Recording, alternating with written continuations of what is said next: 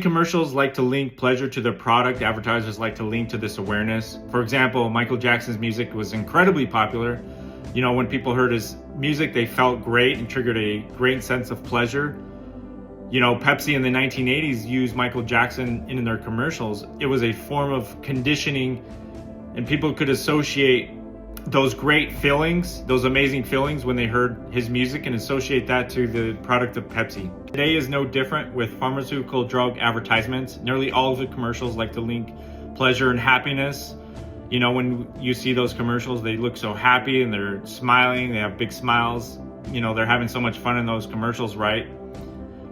A lot can be said about the good in pharmaceutical drugs, but maybe for a different video. But the reality is, properly prescribed drugs, medications are within the top 10 leading causes of death in the United States. Thing to think about and marinate over: pharmaceutical medications have turned towards treating the symptoms of the disease.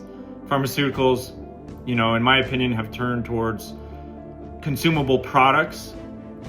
For example, I like to use Paul Zane Pilsner's example. If you sit on the board of a pharmaceutical company, you weren't hired to be Mother Teresa, you were hired to make the company money. And in the long run, if you created a $100 cure with a product, or versus creating a product that you could treat over the lifetime of a person for $5 a day, choice is obvious. Anyway, this is just to bring awareness. People have been conditioned to a system that is highly flawed. It goes against the grain of biblical wellness and prevention.